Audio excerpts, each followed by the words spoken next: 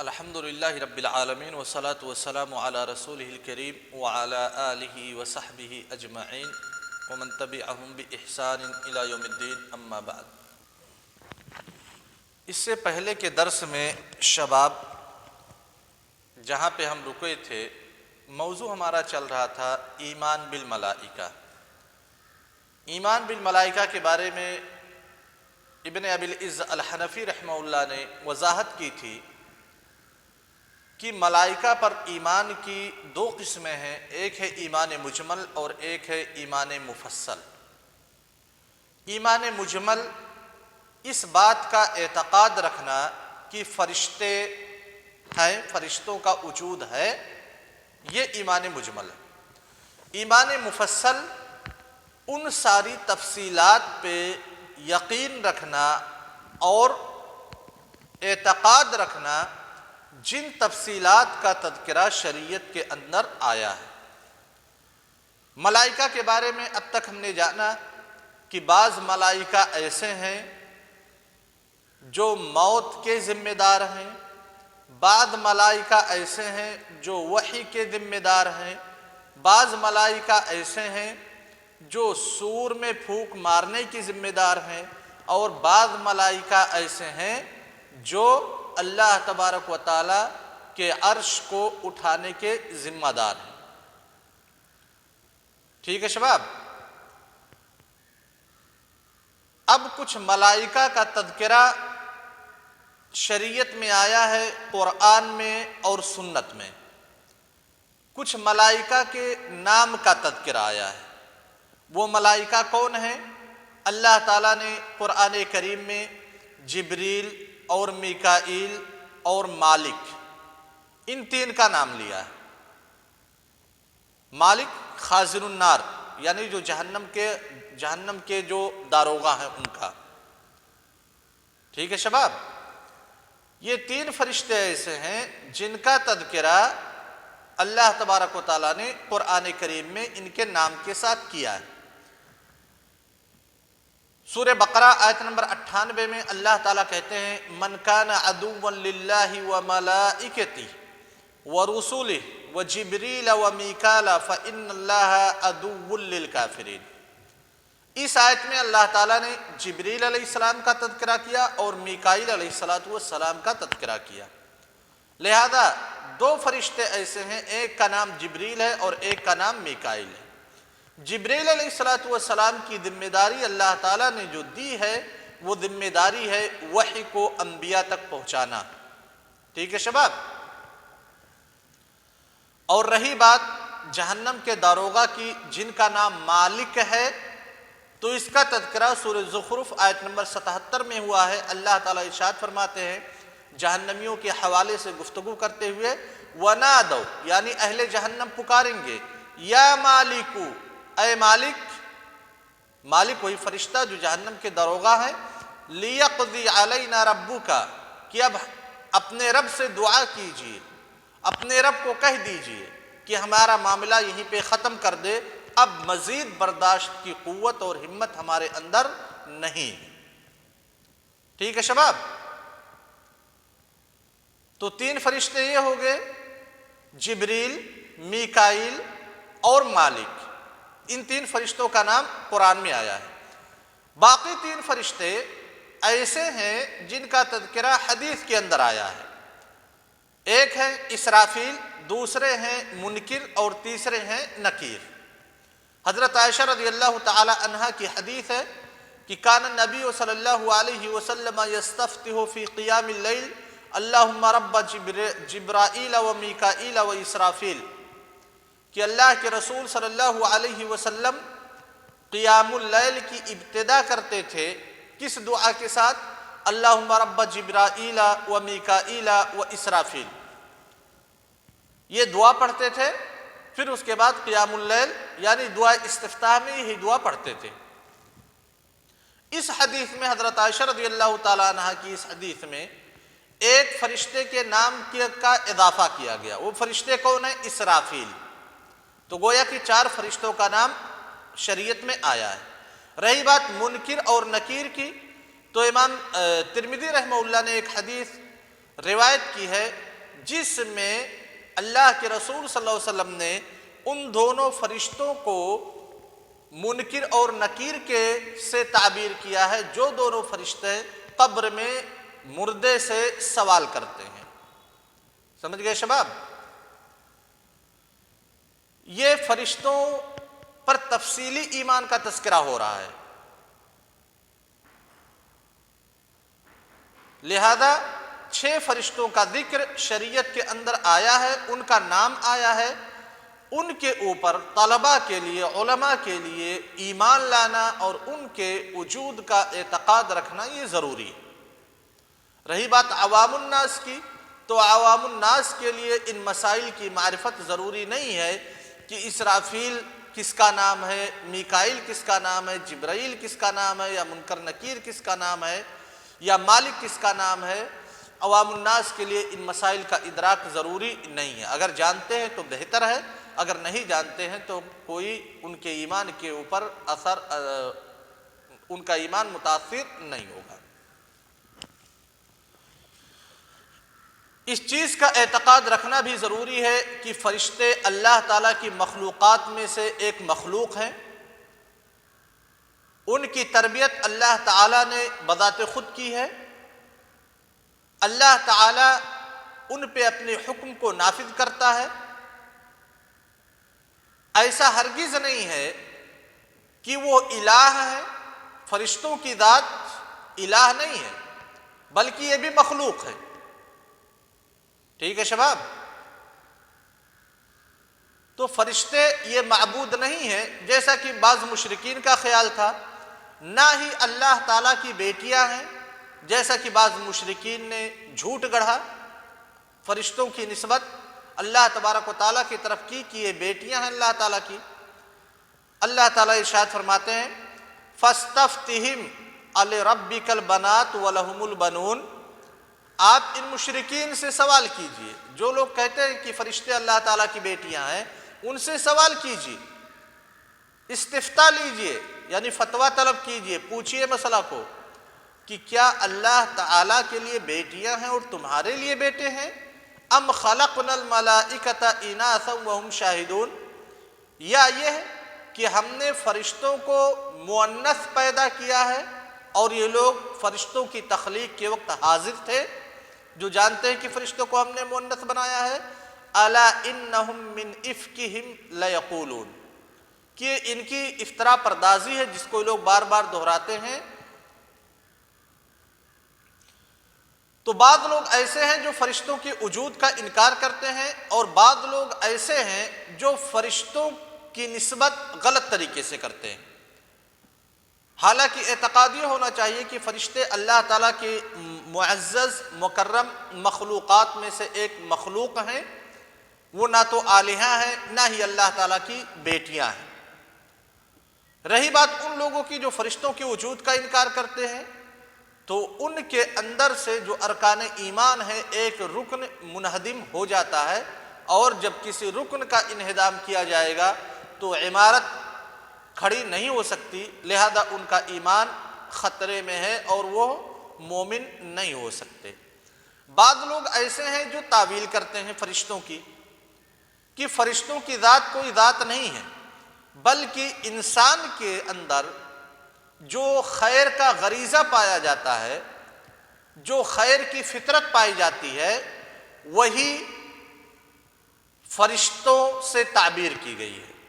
یعنی خیر کی فطرت اور خیر کا غریزہ، اس کی جب تعبیر کی جائے گی تو وہی تعبیر فرشتوں سے شریعت کے اندر کی گئی ہے۔ اور شر جو انسان کے اندر پایا جاتا ہے تو اس کو شیطانی طاقتوں سے تعبیر کیا گیا ہے۔ فرشتے اور شیطان یہ بذات خود کوئی مخلوق نہیں ہے، یہ بعض متأولین کا خیال ہے، بعض فلاسفہ کا خیال ہے۔ اب تک جو ہم نے پڑھا اس کے مطابق آپ یہ جان چکے ہوں گے کہ انسان کے اندر جو شر کا مادہ ہے، انسان کے اندر جو خیر کا مادہ ہے، اس کی اضافت بذات خود انسان کی طرف کی جائے گی۔ فرشتے بھی انسانوں کی طرح سے ایک مخلوق ہیں، ان کو بھی اللہ تعالیٰ نے ذمہ داریاں دی ہیں، اور شیطان بھی انسانوں کی طرح سے ایک مخلوق ہے، اللہ تعالیٰ نے ان سے بھی وعدہ لیا ہے۔ ٹھیک ہے شباب؟ لہذا فرشتے اللہ تبارک و تعالیٰ کے نہایت ہی عبادت گزار، نہایت ہی طاعت شعار بندے ہیں، جو اللہ تبارک و تعالیٰ کی بندگی کو ہمیشہ ترجیح دیتے ہیں، اور ان کا یہی کام ہے کہ اللہ تعالیٰ کے حکم کی کبھی مخالفت نہ کرے۔ کہتے ہیں اللہ تبارک و تعالیٰ یسبحون اللیل والنہار لا یفترون، کہ فرشتے وہ ہیں جو رات اور دن اللہ تعالیٰ کی تسبیح بیان کرتے ہیں، ان کو تھکاوٹ کا احساس نہیں ہوتا۔ لا یستکبرون عن عبادتہ ویسبحونہ ولہ یسجدون، اللہ تبارک و تعالیٰ کی عبادت سے کبھی وہ لوگ اعراض نہیں کرتے ہیں، اس کی تسبیح بیان کرتے ہیں، ہمیشہ اس کے لیے سجدہ ریز ہوتے ہیں۔ اور اللہ تعالیٰ نے اس واقعے کا تذکرہ کیا جو فرشتوں اور آدم علیہ السلام کے مابین، جو فرشتوں اور اللہ تعالیٰ کے مابین واقعہ رونما ہوا تھا حضرت آدم علیہ السلام کی تخلیق کے وقت۔ وَإِذْ قَالَ رَبُّكَ لِلْمَلَائِكَةِ إِنِّي جَاعِلٌ فِي الْأَرْضِ خَلِيفَةً قَالُوا أَتَجْعَلُ فِيهَا مَن يُفْسِدُ فِيهَا وَيَسْفِكُ الدِّمَاءَ۔ تو یہ ساری آیات جس میں فرشتوں کے اعمال کو بتلایا گیا ہے کہ یہ لوگ سجدہ کرتے ہیں، اللہ تعالیٰ کی تسبیح بیان کرتے ہیں۔ فرشتوں نے اللہ تعالیٰ سے یہ سوال کیا، اللہ تعالیٰ نے یہ جواب دیا۔ فرشتوں نے حضرت آدم علیہ السلام کی تخلیق کے وقت اللہ تعالیٰ سے استفسار کیا۔ یہ ساری چیزیں اگر انسان کے ضمیر یا پھر انسان کی فطرت، انسان کے غریزے کے اندر موجود خیر کی طاقت کو اگر فرشتہ کہا جاتا تو پھر اللہ تعالیٰ ان ساری چیزوں کا تذکرہ نہیں کرتا۔ انسان کا وجود کب ہوا؟ انسان کا وجود حضرت آدم علیہ السلام کی وجود سے ہوا۔ حضرت آدم علیہ السلام کی وجود سے قبل انسان ناپید تھا، اس کا کوئی وجود نہیں تھا۔ حضرت آدم علیہ السلام کی تخلیق سے پہلے اللہ تعالیٰ نے فرشتوں اور اپنے مابین جو مکالمہ ہوا تھا اس کا تذکرہ کیا ہے کہ فرشتوں نے کیا کہا، اللہ تعالیٰ نے کیا کہا۔ تو پھر یہ کیسے ممکن ہے کہ ابھی انسان کی تخلیق ہی نہیں ہوئی ہے اور آپ کہتے ہیں کہ فرشتے کوئی مخلوق نہیں ہیں، بلکہ انسان کے غریزہ کے اندر، انسان کی فطرت کے اندر جو خیر کا مادہ ہے اسی کا نام ملکوتی ہے، یعنی اسی کا نام فرشتہ۔ ٹھیک ہے شباب؟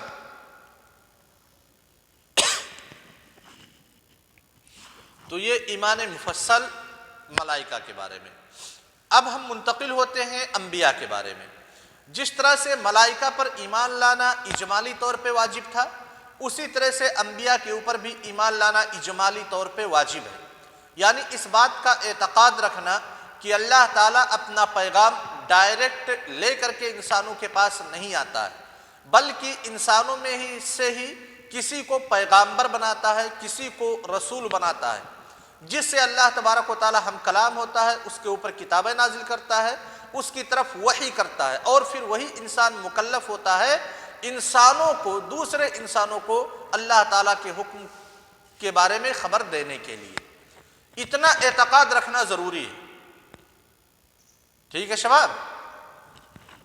یہ ہر ایک انسان کے اوپر واجب ہے، چاہے وہ عالم ہو چاہے جاہل، کہ ہاں اللہ تعالیٰ کے انبیاء کا وجود ہے، اللہ تعالیٰ کے رسول کا وجود ہے۔ مذہب اسلام نے ہم کو یہ بھی بتلایا ہے، جہاں انبیاء کے وجود کا ہم اقرار کرتے ہیں وہیں پہ یہ بات بالکل لازم آ جاتی ہے کہ جو اوتار کا، بھگوان کے اوتار کا جو عقیدہ رائج ہے ہندوؤں میں، اسلام اس عقیدے کا سختی کے ساتھ کنڈم کرتا ہے کہ بھگوان یا ایشور یا پرمیشور یا اللہ بذات خود کبھی دنیا میں نہیں آتا۔ ہم جب انبیاء کے وجود کا اعتقاد رکھتے ہیں تو انبیاء کا مطلب کیا سمجھتے ہیں؟ کہ انسانوں میں سے کچھ ایسے انسان ہیں جن کو اللہ تعالیٰ نے اختیار کر لیا ہے اپنے پیغام کو پہنچانے کے لیے، لہذا جب اللہ تعالیٰ نے انسانوں میں سے کسی ایک کو اختیار کیا ہے اپنے پیغام کو پہنچانے کے لیے، تو اللہ تعالیٰ بذات خود انسانوں کی شکل میں اس دنیا میں نہیں آئے گا۔ سمجھ گئے نا؟ لہذا اوتار کا جو عقیدہ ہے، اوتار کا جو فیت ہے، شریعت اسلامیہ اس کا مکمل طور سے کنڈم کرتی ہے اور اس کی تردید کرتی ہے۔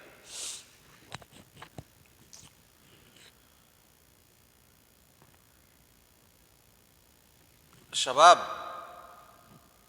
آوازیں بہت آ رہی ہیں۔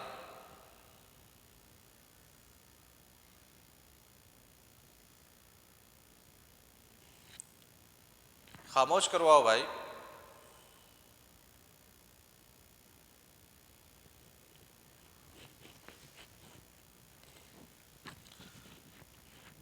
بچوں کی آواز آ رہی ہے یار۔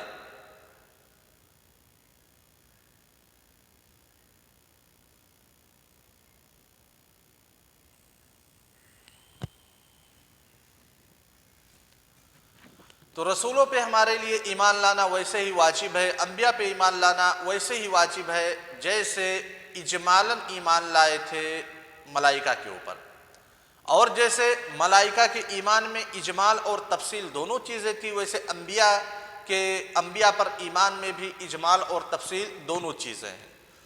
ہم مجملاً یہ ایمان رکھیں کہ اللہ تبارک و تعالیٰ نے انسانوں میں سے بعض انسانوں کو منتخب کیا اپنے پیغامبر کے طور پر، اپنے قاصد کے طور پر، اپنے رسول اور اپنے نبی کے طور پر۔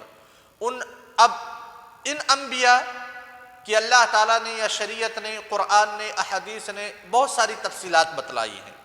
انبیاء کا ذکر کیا، ان کا نام بتلایا، ان کے قوموں کا تذکرہ کیا، قوموں کے ساتھ انبیاء کا رویہ کیا رہا اور قوموں نے انبیاء کے ساتھ کیا رویہ رکھا، کیا برتاؤ کیا، ان ساری چیزوں کا تذکرہ شریعت نے کیا ہے۔ تو جن چیزوں کی تفصیل شریعت کے اندر بیان کی گئی ہے ان کی تفصیل پہ بھی ایمان لانا ہمارے لیے ضروری ہے، یعنی طلباء اور علماء کے لیے۔ سمجھ گئے نا شباب؟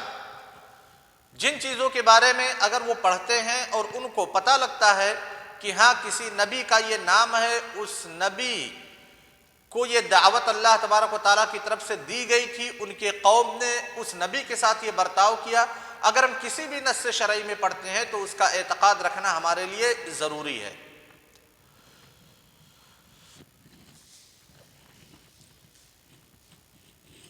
اللہ تعالیٰ نے کتنے انبیاء کو بھیجا، کتنے نبی آئے، کتنے رسول آئے؟ بہت سارے رسول آئے۔ بعض رسولوں کا تذکرہ تو اللہ تعالیٰ نے قرآن میں کیا ہے اور بعض رسولوں کا تذکرہ اللہ تعالیٰ نے قرآن میں نہیں کیا ہے، ٹھیک ہے؟ اللہ تعالیٰ کہتے ہیں وَلَقَدْ أَرْسَلْنَا رُسُلًا مِّن قَبْلِكَ وَجَعَلْنَا لَهُمْ أَزْوَاجًا وَذُرِّيَّةً کہ نبی صلی اللہ علیہ وسلم آپ سے پہلے ہم نے بہت سارے رسولوں کو بھیجا ہے۔ رسولاً، رسول یہ جمع ہے رسول کی، اور جمع کا اطلاق 3 اور اس سے اوپر ہوتا ہے، کم سے کم 3۔ اگر اصولیوں کے نزدیک جائیں تو اقل جمع 2، بعض قول کے نزدیک اور جمہور علماء کے نزدیک اقل جمع 3 ہے، تو کم سے کم 3 یا اس سے اوپر بہت سارے رسولوں کو ہم نے بھیجا۔ پھر اللہ تعالیٰ نے دوسری آیت میں کہا سورہ نساء میں وَرُسُلًا قَدْ قَصَصْنَاهُمْ عَلَيْكَ مِنْ قَبْلُ وَرُسُلًا لَمْ نَقْصُصْهُمْ عَلَيْكَ کہ ایسا نہیں ہے کہ جتنے رسولوں کو ہم نے بھیجا سارے رسولوں کے واقعہ کو، سارے رسولوں کی تفصیلات کو ہم نے آپ کے سامنے رکھ دیا ہے، کھول کر کے بیان کر دیا، ایسا ہرگز نہیں ہے۔ بعض رسولوں کا ہم نے ذکر کیا ہے اور بعض رسولوں کا ہم نے تذکرہ نہیں کیا ہے۔ تو اللہ تعالیٰ کے انبیاء اور رسول کی تعداد بہت زیادہ ہے۔ بعض رسولوں کے اخبار کو اللہ تعالیٰ نے ہم سے بیان کیا ہے، قرآن میں بیان کیا ہے، نبی صلی اللہ علیہ وسلم نے بیان کیا ہے، اور بعض رسولوں کا ذکر نہیں آیا ہے۔ بعض رسولوں کا تذکرہ ان کے نام کے ساتھ وارد ہوا ہے اور ان کے خبر بھی تفصیل کے ساتھ وارد ہوئی ہے، اور بعض رسول ایسے ہیں جن کا نام تو وارد ہوا لیکن ان کے حالات کا تذکرہ مفصلانہ طور پہ، تفصیلانہ طور پہ قرآن کریم میں وارد نہیں ہوا، جیسے ذی الکفل، ادریس، یسع وغیرہ۔ سمجھ گئے نا شباب؟ ان انبیاء کا نام وارد ہے لیکن ان کے حالات کا تفصیلانہ جائزہ اور ان کے حالات کا ان کے حالات پر مفصلانہ گفتگو یہ وارد نہیں ہے۔ تو اتنا اعتقاد رکھنا ضروری ہے کہ ذی الکفل، ادریس اور یسع یہ اللہ تعالیٰ کے انبیاء ہیں، انہوں نے اپنے قوم کو کیا دعوت دی، ان کے قوم نے ان کے ساتھ کیا رویہ کیا، یہ ساری چیزیں مجہول ہیں۔ کوئی ہم کو بتلا سکتا ہے؟ بتلانے کا ایک ہی طریقہ تھا، اللہ کے رسول صلی اللہ علیہ وسلم بتلائیں یا اللہ تبارک و تعالیٰ۔ تو جب اللہ کے رسول صلی اللہ علیہ وسلم اور اللہ تعالیٰ خاموش ہیں تو کہیں دوسری جگہ سے ہمیں ان کے بارے میں جانکاری نہیں مل سکتی۔ ٹھیک ہے شباب، لہذا ان کی حالات زندگی پر اسرائیلیات سے سہارا لینا یا پھر جھوٹی من گھڑت روایات سے سہارا لے کر کے ان کی حالات زندگی کو بیان کرنا، یہ مقصود شریعت کے خلاف ہے، کیونکہ شریعت نے جن چیزوں پہ پردہ ڈال رکھا ہے، جن چیزوں کو بیان نہیں کیا ہے، تو وہاں پہ اس کو بیان کرنے کی کوئی حاجت نہیں ہے۔ اگر حاجت محسوس کی جاتی تو شریعت خود اس چیز کو بیان کر دیتی۔ سمجھ گئے شباب؟ کچھ انبیاء ایسے ہیں جن کا تذکرہ اللہ تبارک و تعالیٰ نے ان کے نام کے ساتھ کیا ہے، اور ان کے اخبار کو بھی، ان کے واقعات کو بھی، اور ان کے حالات کو بھی تفصیلانہ طور پہ قرآن کریم کے اندر پیش کیا ہے، ذکر کیا ہے۔